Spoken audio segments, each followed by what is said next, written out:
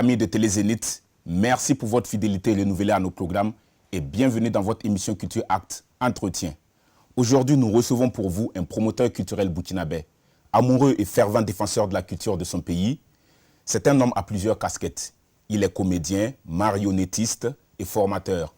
Il est le promoteur du festival Rendez-vous chez nous, directeur artistique de la caravane Faso Jeunes, l'initiateur du réseau Maru et j'en oublie. Fidèles amis de Télé Zénith, nous recevons pour vous Boniface Kagambega, alias Boni, pour les intimes bien sûr. Alors, bonjour à vous, monsieur Kagambega. Bonjour, Georges. Comment allez-vous? Oui, je vais bien. Merci de répondre à notre invitation. Alors, quand est-ce que votre amour et votre engagement pour la culture... C'est déjà depuis l'enfance, parce que déjà tout petit, à l'école primaire, je créais des spectacles avec des amis qui sont encore au Burkina. Et j'ai un autre ami qui est dans les médias qui s'appelle Alpha Ouedraogo. Lui, pendant ce temps, il imitait des journalistes. Donc voilà, l'amour pour ce métier, c'est depuis l'enfance. Un des doyens du micro, je dirais. Oui, un des doyens du micro aujourd'hui. Et pour vous également, mais oui. Depuis tout jeune. Depuis tout jeune. Ok, alors, mais c'est véritablement la rue qui va vous inspirer. Pourquoi le choix de la rue, les arts de la rue? Déjà, moi je suis né d'une famille très modeste. Et voilà, et puis j'ai commencé au départ comme comédien marionnettiste. Et très vite, je faisais des tournées dans les instituts français, en Afrique de l'Ouest, je partais en Europe. Et même ici, quand je jouais à l'institut, les gens de ma famille à Gunguen ou à Paspanga, ils ne venaient pas me voir. Voilà, et je me suis dit que malheureusement, nous créons des spectacles et c'est pour aller présenter aux élites et aux Européens. Donc pour moi, il fallait trouver une autre forme qui me permet de travailler plus proche des populations. Donc c'est comme ça que facilement nous sommes allés dans la rue et dans les villages. Nous nous sommes formés à travailler avec les populations et aussi plus proche des populations. Et les populations sont bien sûr dans la rue, sous les baobabs, dans les villages et autres, tout ça. Et comme ça, nous avons choisi les arts de la rue. Dans votre volonté de créer plus de proximité avec, le public, voilà, avec le public, pour les intéresser à cet art justement qui est les arts de la rue. Oui, mais bien sûr, déjà, dans les arts de la rue, il y a beaucoup de disciplines qu'on voit aussi en salle.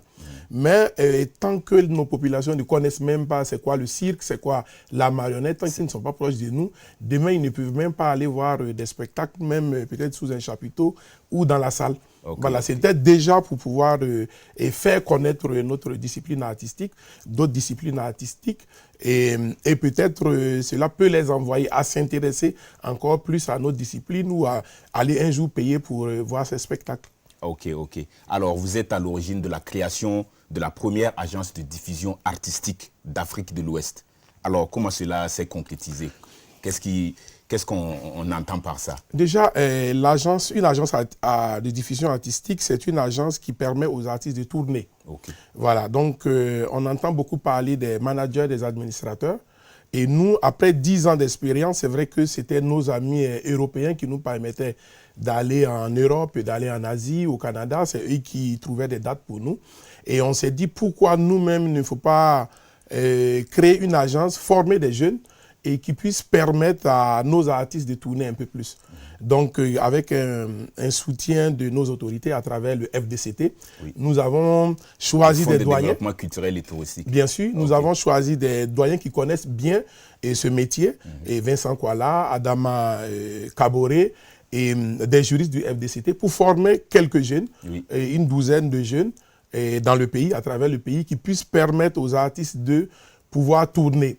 De la même manière que le manager vend son art. C'est ce qui manque notamment, un cadre d'expression pour les artistes. Oui, en gros, bien sûr. Ça. Voilà, c'est ça, c'est de permettre d'avoir un cadre pour d'autres types d'artistes. Parce que ceux de la musique, ils ont la chance quand même d'avoir la télé, la radio et en plus les managers. Mais celui du théâtre et du cirque, il n'a pas forcément la télé, la radio, voilà, qui permet de faire sa diffusion. Donc, il faut un administrateur, un chargé de diffusion qui trouve à travers le digital aujourd'hui le moyen de pouvoir vendre. Voilà, c'est ce qu'on peut dire. Vendre cet artiste, en fait, et comme un produit artistique, en fait. Exactement. Et c'est ce que nous avons créé et pour permettre à nos artistes d'être plus vus sur les réseaux sociaux, d'être plus vus et se nourrir de sur les leur sites. art également. Et se nourrir, exactement. C'était un nouveau métier que nous avons créé. Ok. Au-delà du Burkina, vous êtes aussi l'initiateur du réseau et Maru. Alors, parlez-nous de ce réseau et ses actions. Déjà, quand nous avons créé le festival en 2009, et nous avons eu très vite un engouement de plusieurs artistes d'Afrique de l'Ouest qui voulaient aussi faire ce genre de festival.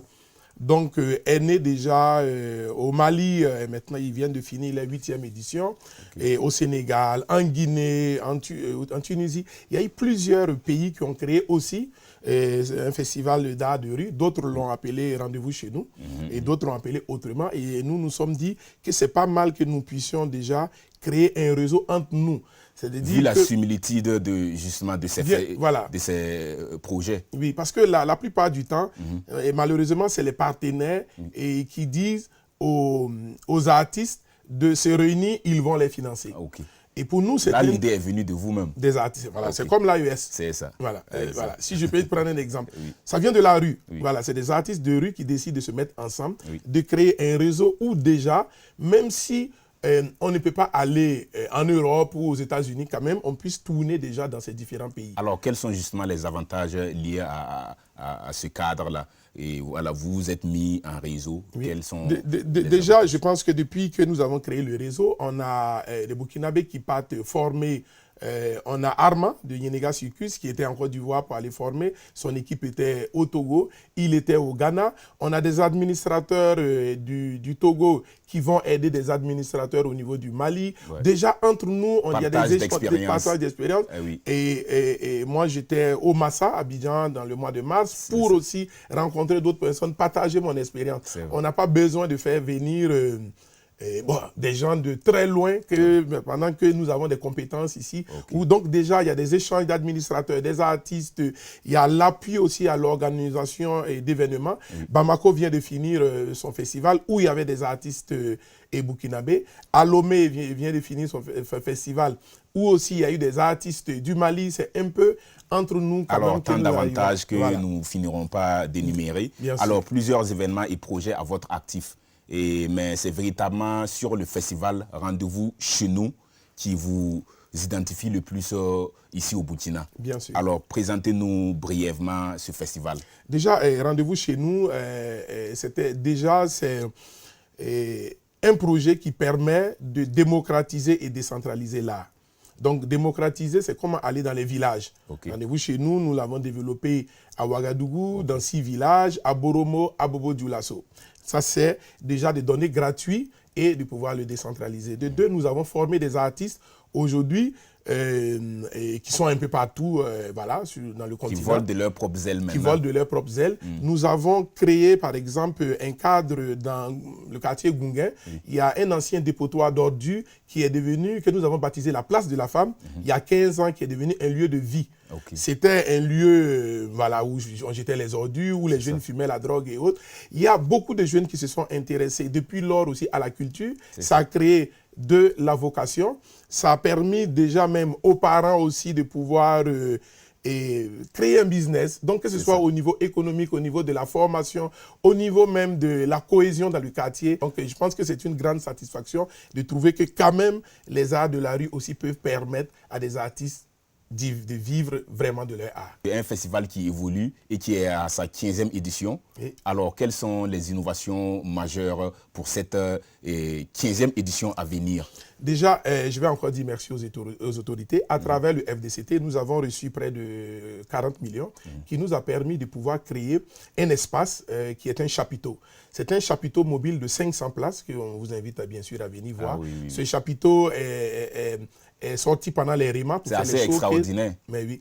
Voilà. Conçu par des Burkinabés avec l'intelligentsia burkinabé, nous avons construit. C'est mobile, c'est un chapiteau, 500 places équipé en lumière et son. Ce chapiteau peut accueillir des mariages. C'est comme si on disait le Sénasa mobile. Mobile. Donc que nous pouvons déplacer dans tout le Burkina, qui peut se retrouver à Koudougou, qui peut se retrouver... C'est très ingénieux. Voilà, très ingénieux, voilà, fait par des Burkinabés. Donc pour cette 15e édition, il y aura des spectacles sous ces chapiteaux. Nous aménageons un nouvel espace Après la place de la femme, maintenant, c'est l'espace Kamaralaï. Nous avons aménagé un nouvel espace. C'est un quartier c'est une zone aussi qui va être transformée. C'est ça. Voilà, cette année. Nous avons beaucoup d'étudiants qui vont recevoir dans les cités universitaires et à l'université Kizerbo et Thomas Sankara, nous allons envoyer des spectacles pour les étudiants sur place. Nous avons aussi des bourses pour les jeunes qui écrivent et que nous allons commencer aussi cette année. Et nous avons une nouvelle équipe. Voilà, nous avons une nouvelle équipe et qui organise aussi le festival Rendez-vous chez nous parce que 15 ans après, il faut que nous aussi nous passons la place. Ok. La relève, il faut l'assurer. Bien sûr, bien sûr. Alors, la période de cette 15e édition? Déjà samedi, nous commençons par un lancement. Samedi 16 samedi novembre. 16, voilà, 16 novembre, et par une grosse parade qui va débuter devant le mémorial Thomas Sankara pour rendre hommage au regretté capitaine jusqu'à l'université. Et le 17, nous avons déjà à Gunguin de compétition de pétanque. Le lundi, mardi, mercredi, nous serons dans les universités et dans des écoles de spectacle. Et le jeudi, le village du festival s'ouvre avec la cérémonie ouverture officielle, avec les gros concerts, les spectacles jusqu'à dimanche 24. Donc du 16 au 24, la ville sera animée à travers les arts de la rue et des concerts. Alors, la crise sécuritaire que traverse le Burkina impacte plusieurs domaines de la vie. Comment arrivez-vous à tenir le coup? Déjà, ce n'est pas simple. Nous disons encore merci aux jeunes burkinabés qui sont très résilients. Nous avons des jeunes qui nous accompagnent. Voilà, nous avons les autorités qui sont avec nous. Nous avons les médias qui sont avec nous. C'est pour ça que, bien sûr, vous nous accueillez sans avoir pris 5 francs. Voilà, je pense que les Burkinabés, ensemble, ont compris qu'il faut se mettre autour ensemble pour se battre. Et cela nous permet, malgré les difficultés, de pouvoir continuer. Et puis, surtout quand on connaît la valeur de la culture dans une situation pareille. Bien sûr, bien sûr. Je pense que nos autorités ont bien compris. Et puis, si la question sécuritaire, après votre émission, je serai à la gendarmerie nationale de Passwanga. Voilà, pour voir comment ils vont aussi pouvoir nous aider. Voilà. Alors, un autre projet qui porte votre griffe est l'art récréation. Et à quoi répond cette pluralité d'activités des arts de la rue? En fait, pour nous, c'était, quand on dit réseau Maru, voilà, il y en a plusieurs. En fait, il fallait, à un moment donné, là, il fallait créer une récréation. Il fallait dire, oh, c'est bon là, allons à autre chose. Voilà, prenons du sérieux. Voilà, c'est pour ça que nous créons un chapiteau pour nous permettre de pouvoir travailler toute l'année. On ne peut pas dire que les arts de la rue, pendant 3 mois, parce qu'il y a la saison pluvieuse, on ne joue pas. Voilà. Et nous formons aujourd'hui des chargés de diffusion et autres. Nous partons dans de nouvelles propositions. Nous pensons que la récréation, c'est dit que la récréation est terminée. La récréation est terminée. Ok, parce que souvent, il y a certains qui ont des préjugés, qui pensent que l'art, c'est pour dans la rue, pour les voyous, c'est pour ceux qui n'ont rien à faire. Voilà, c'est ça, c'est la récréation. Plus de sérieux dans c'est plus de sérieux, plus de professionnalisme. Le Burkina Faso a des compétences. On nous appelle un peu partout. Et je pense que ce soir, un marionnettiste arrive en Afrique du Sud pour représenter vraiment le Burkina, qui s'appelle Athanas Cabré, avec qui nous collaborons. Ça, c'est une fierté. Partout nous sommes respectés, mais ici, donc il faut qu'on arrête la récréation. Alors, vous faites plusieurs choses à la fois, plusieurs projets culturels. Comment parvenez-vous à gérer ces postes de responsabilité? En fait, c'est vrai que malheureusement, on pense que c'est ma personne, mais ce n'est pas vrai. Il y a une grosse équipe.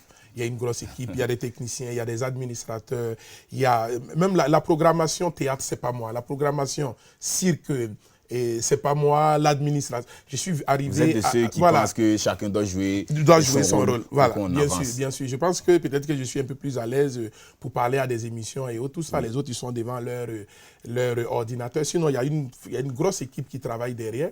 Moi, je suis arrivé il y a 2 mois. Voilà, j'étais à Bruxelles. Je suis arrivé pour accompagner l'équipe qui travaille depuis plus de 6 mois.